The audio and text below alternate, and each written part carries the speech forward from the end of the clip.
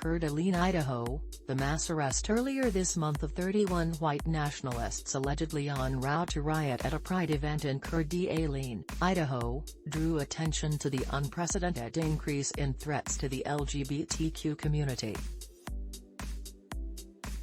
But the events reminded locals of another time when far-right extremists sought to use their turf as a national stage to promote intolerance and hatred, and how their community fought back.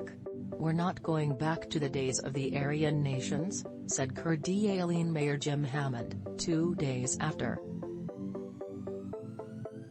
Hammond was referring to a neo-Nazi group headquartered in that region between 1974 and 2000.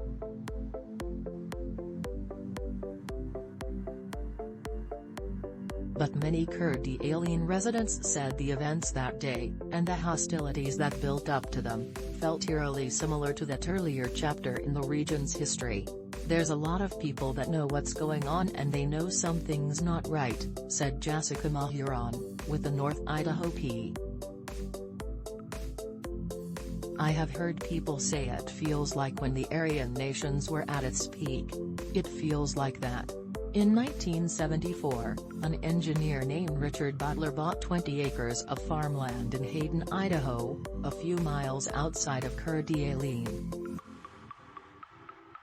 There, he established a compound and organization for neo-Nazis called Aryan Nations.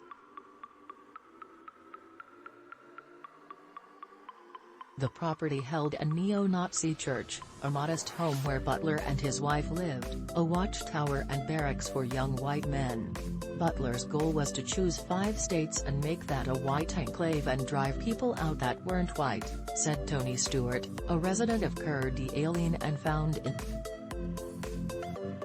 the white homeland that Butler sought to establish would be in the Pacific Northwest, and he made North Idaho its starting point. They were very quiet until 1980, and in 1980 they targeted a Jewish restaurant in Hayden, Idaho, Stewart said, noting that the group vandalized the establishment with.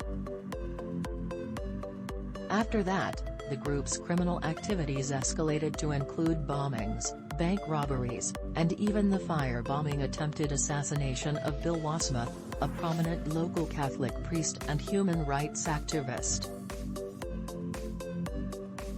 Aryan Nations had also assumed a key role among racist organizations. Every year it hosted an annual conference that drew Klan members and neo-Nazi skinheads, among others, from around the nation. But in 1998, members of the compound committed a crime that would bring the group's days in North Idaho to a close. On a July night, an Indigenous woman named Victoria Keenan and her 18-year-old son were driving along the road next to the compound.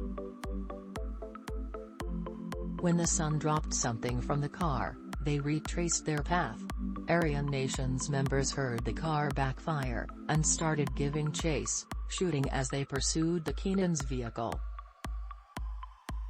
The Keenans were injured when their rear tire blew out and the car stopped in a ditch, where neo-Nazis beat them through the windows with rifles.